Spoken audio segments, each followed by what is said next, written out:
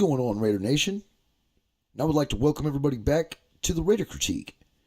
In this episode, this is your pregame review for Week 12 in the 2018 season. The Oakland Raiders versus the Baltimore Ravens in Baltimore.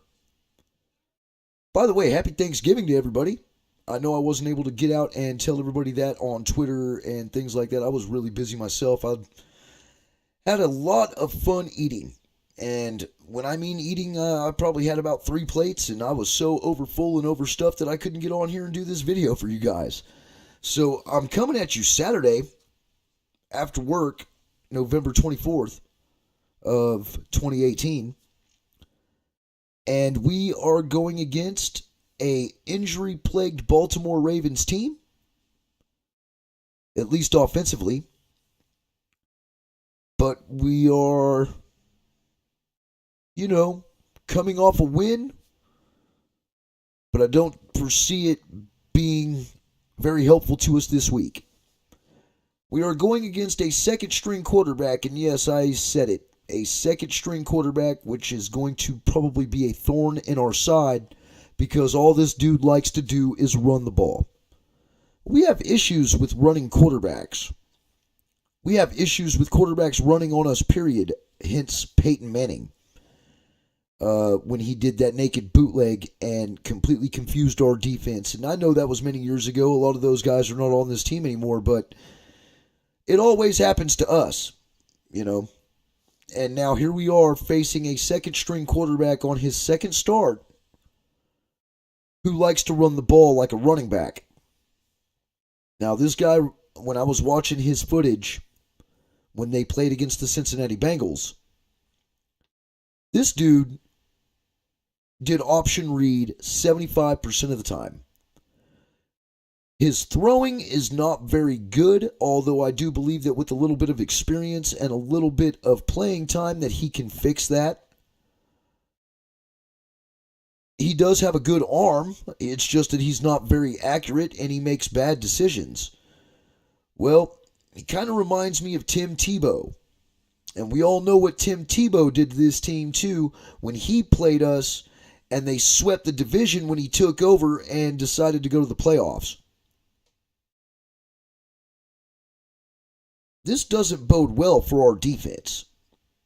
Our defense is coming in off of a game that they did play extremely well in against the Arizona Cardinals, and they had Josh Rosen on his back foot all game long. This guy, Lamar Jackson, is not going to let that happen to him because he's already going to have the play call in on whether he's going to be running or passing.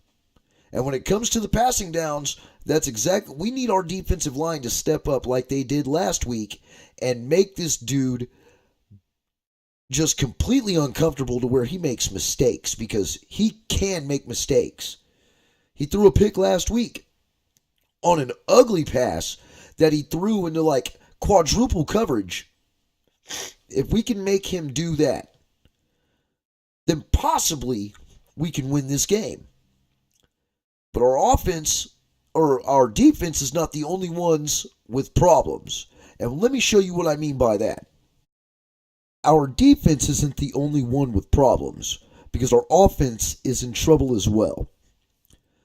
Now, I pulled this off of NFL.com, and this is showing that the Baltimore Ravens' total defense is number 1, only giving up 300 yards per game on average. Number 2 is Buffalo, number 3 is Chicago, number 4 is Jacksonville, and number 5 is Minnesota. We need our running backs to step up like they did last week. If we cannot run the ball on this team, we are in trouble. Because if we can't run, then we're not going to be able to set up the pass. We're going against the number 1 defense in the NFL, at least yards per game wise, of total defense. We're going to have issues. Our offense is ranked 25th on ESPN and 22nd on NFL.com. Now, I don't know why they're both different, but when I looked this morning, that's what I saw. Because I was actually trying to grab screenshots of it, and I was going to post it up on the screen here. But when I saw that there was two different, obviously two different, rankings for the team, I just went ahead and wrote it down and wrote it on the backdrop instead. But with it being like this, I'm hoping our offense can develop some yards and score some points and do what we have to do to at least compete in this game. But we are going against the number one defense in the NFL, so I foresee this not going too well. So here we are on the pregame review where I go over the score and what I believe is going to happen. Now, from everything that I've mentioned, if we really need an outstanding showing from our running backs because we're going to have to be, whether we're throwing them the ball or they're running for really good yardage, at least in between 50 and 60 yards a game per running back, that's DeAndre Washington too, then we have a chance to win this game. If we put too much emphasis on Derek Carr, I don't know if it's going to work out for us because, let's face it, our wide receiver core is lackluster.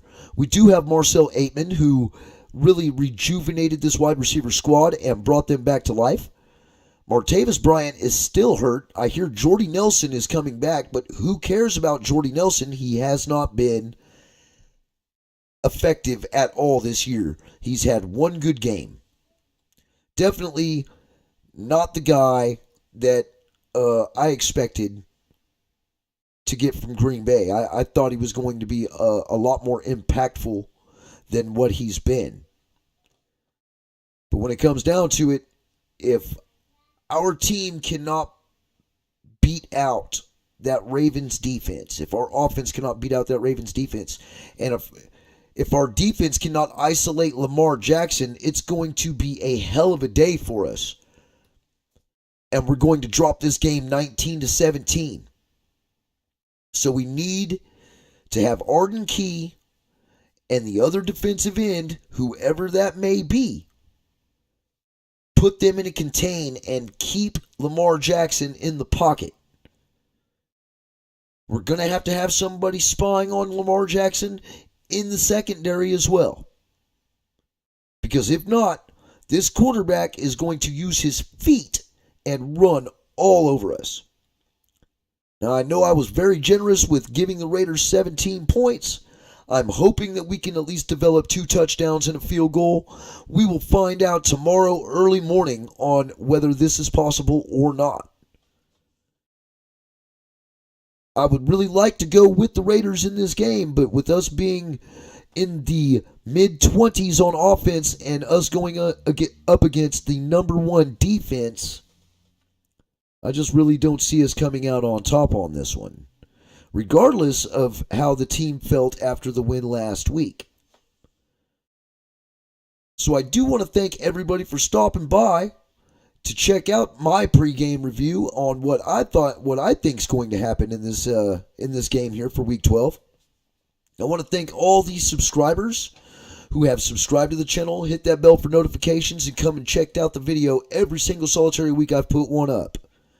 I do greatly appreciate all of your support because without you, I wouldn't be here and I wouldn't even want to do this. Especially with the way this team's been playing. It was nice to have a win last week. But it's too little, too late. And I'm sure that most of us Raider fans actually feel that way. Where was that tenacity throughout the beginning of the football season? Why weren't we trying to get wins that bad at the beginning of the football season? And now they want to play. Now they want to get out there and play after mathematically we have been ruled out of any postseason play at all. Sometimes I don't understand the mechanics, man. Sometimes I just don't understand the mentality of some of these players and the coaching staff and just what the hell goes through their heads. Doesn't make any sense. Now you want to play? Now you want to play. Well, after we go 2-8, now you want to play. Well, let's see what we got going on this week. Hopefully we can come out on top, but I still have a feeling that this is what the hell is going to wind up happening. I really don't think that the team is buying into John Gruden like everybody thinks they are after one mediocre win in Arizona. It did silence the critics. A lot of people are not talking about that anymore because somehow, some way, Derek Carr and John Gruden and Paul Gunther and everybody started to figure out how to work together in that last game. Now everybody's talking about winning and how they don't want to tank and, how they don't want to get that number one pick for next season. I'm going to put and what it was the celebration in the locker room of the Raiders and John Gruden's speech. And I want everybody to listen to that football team when John Gruden's asking them questions and how John Gruden is expecting them to relay back to him. Listen to the enthusiasm inside of that locker room, because honestly, to me, I don't believe that it's there. It doesn't look like it's there. This team does not look like that they really want to win or even buy into the system.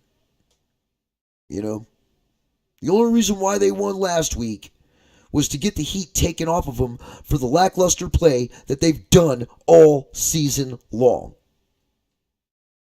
That's it. It's just to take the heat off of themselves just a little bit. Because I'm pretty sure with the way all of us have been coming down on them, they've been hearing it from all sides. So anyway, this is the Raider Critique. I will see you guys on the next video for the post-game review, and we'll figure out exactly what I'm talking about there after we watch the game. Raider Nation for life. I'm out. That's what the Raiders are all about. All right? This organization is built on a commitment to what? Excellence. And God dang it, we're going to commit ourselves to excellence right down the stretch. I'm so proud of all you guys. You learn a lot about going home after that 49er game with your head in your hands. But what you learned is you're the most mentally tough team in football. And that's going to go a long way. It's going to serve us well. Man, enjoy the wins. They're hard to get in this league. Let's come back to work. Let's get ready for Thanksgiving in Baltimore. God bless y'all, man. Family on three. 1, 2, 3.